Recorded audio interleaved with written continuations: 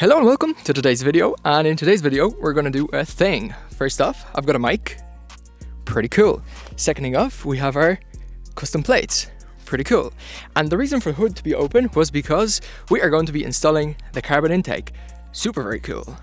Before we will proceed, two things. So I actually added two first videos of the E92 M3, and to be honest, I am hugely surprised by the amount of likes, comments, and even views. So anyone that has subscribed, liked, even saw the video, huge thanks to you. To those that don't make videos, it'd probably be very hard to explain, but just seeing all the positive comments and actually some sort of result from the work that you're putting in, especially when I'm doing it for fun, it's so uplifting reading all the comments and just checking the stats. It's amazing. So just before I go on ahead and replace the intake, we're gonna do a bit of a sound comparison. Now, if you are looking for a full video of how the stock intake sounds, I have a video that's actually coming up today, which is a POV drive of the E92 M3 being stock. Not for too long. So I'm probably going to record a few different clips. I'm going to put the numbers of how far the camera is away from the screen. Actually the mic, because the mic is right here. Hello. So let's get started. Today we're switching it up to an aFe power carbon intake. So here's the filter itself. Hopefully you can see. It is not cone-like Venturi, but this is essentially what we're going with. It is cleaned. It's still kind of oily. I still need to oil it up. I will go through this, but yeah, we're going carbon fiber. Once I actually oil the filter, I don't want to place it around just so it doesn't get dirty. It's very sticky when you oil it up. That sounds pretty awkward, but we'll roll with it. So from what I've heard, the easiest way to put on an aftermarket filter or air intake is to take out this piece, obviously the box, and this piece. But this piece is key just so you can actually take this out comfortably and put in the new one comfortably. Oh yeah, and there's a hose which we need to remove. So I believe those are all the screws. They really had a lot of them lying around and didn't know what to do anything with them, so they just put them all there. But let us remove this. I actually never saw how this should look on there, but I mean, it is a stock filter. It's actually not too dirty just by looking at it. So I'm going to remove the front piece now just to get more space to here, just to remove this. Actually, let's do the hose first, just so I don't forget about it later on and end up ripping it. Okay, I think I'm going to take this off first because technically I can't pull this out without pulling this out, if that makes sense, because I'm literally pulling into it, which won't work. So back to screwing we go.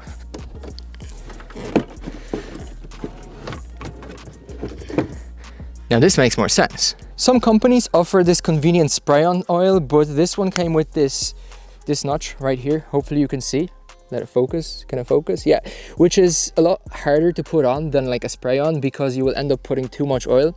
So what I do is I get a paintbrush, a large enough of a paintbrush, and then I usually just unscrew this and then just dip in the paintbrush and go over each of those kind of filter notches, grooves, and whatever, just to make sure that the filter is all evenly oiled up. So this is probably going to take some time. People will probably stare at me. There are people going up and down constantly in cars, on bikes and walking. I'm in Poland, so they don't even speak English. They probably think I'm some kind of lunatic, but it is what it is. Used to car in the past, but now it's actually pretty G. We got a nice car. We're living our life, so let's get started. Few things which I want to mention. So first off, whenever you're oiling up your filter, you want to kind of let it sit for around an hour and a half, just for all of the oil to soak up, as well as all of the excess oil to drip off. Then clean off your filter. You're going to have a lot of a better time. If you don't do that, you will probably see white smoke from your exhaust, which again is normal. I had to do this, the time wasn't on my side. I was able to get some sound clips from within the cabin, which you will see towards the end, but as I was editing the video and listening to the before and after, it's not really as apparent as in person, but hopefully seeing the video or listening to how it sounds from within the cabin will give you a better kind of sense of how it should sound compared to the POV drive I just uploaded. So I have honestly started applying this with a paintbrush, but it's just going to take too long. So what I'm going to do is I'm going to put it on with the notch. So I'm going to go and try to kind of squeeze evenly, just so it evenly comes out. And then after, whenever I put too much of oil into like a groove or not enough, I'm just going to go over it with a paintbrush. Do not press too hard because you do not want to damage the metal or plastic, whatever it is, cage. But try to put on even coats of the oil. Again, if you miss some, that's okay. Just put on some, wait till you finish the actual filter. Every so often you can kind of hold the filter downwards just so all the oil flows up, and then you can hold it upwards again just so again all the oil flows up and down and fills all of this I want to say paper or whatever it is inside of that filter. But since I'm oiling up the filter and we do have a bit of time to talk, I want to say that all those kind of positive comments and views do kind of make making those videos easier. You like even seeing people look at me whenever I'm talking and just look weirdly. I don't really care, because there will be some kind of result and some people are going to like it. So just, I'm ignoring the people in the background, honestly.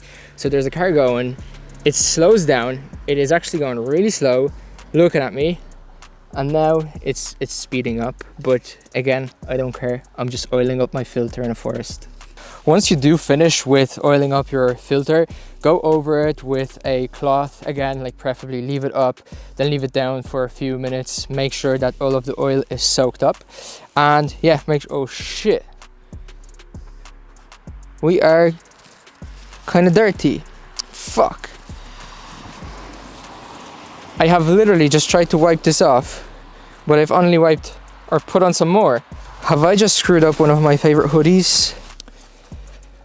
We are getting dirtier with every single second, so let's just finish wiping this. By the way, I do have some filters right here. Don't forget to actually oil up the entire filter, but this is all oiled up.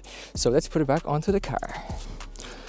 I'm not gonna lie, it is getting kind of darker and I am getting more and more blue with each passing second. So let's try to shimmy this on.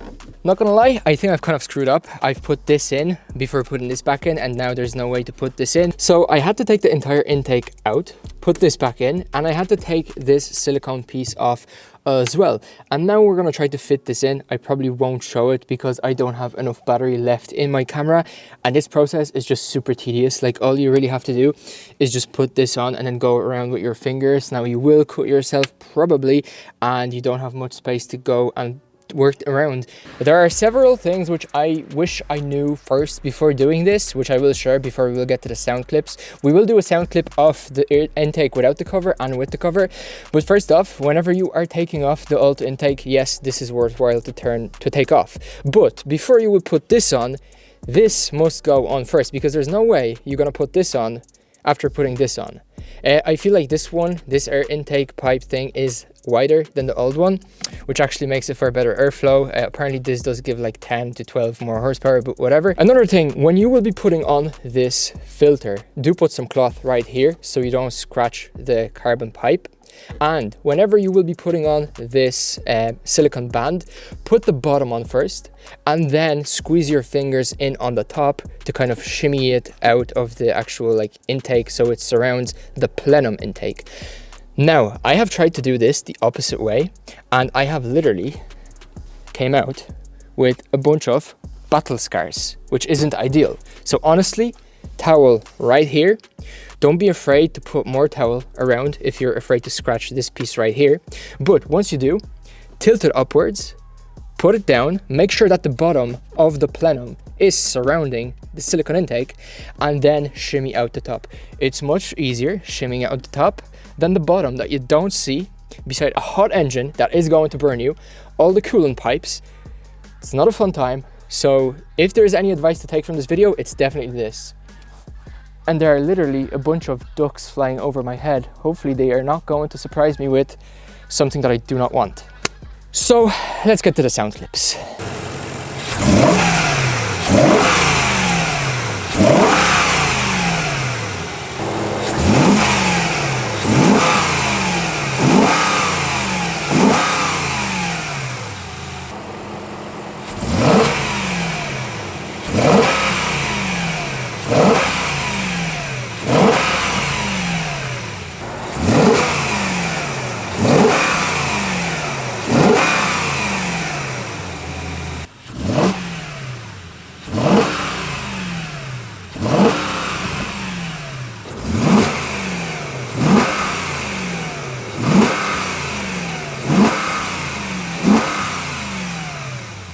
So I'm actually going to include a few clips within this video just to show you how it sounds from the inside.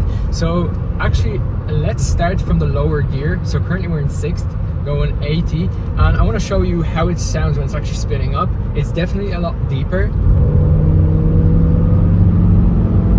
I'm not sure if you were able to hear this, but it definitely sounds a lot deeper on the bottom end. And when you're going on the top end, so let's try that now.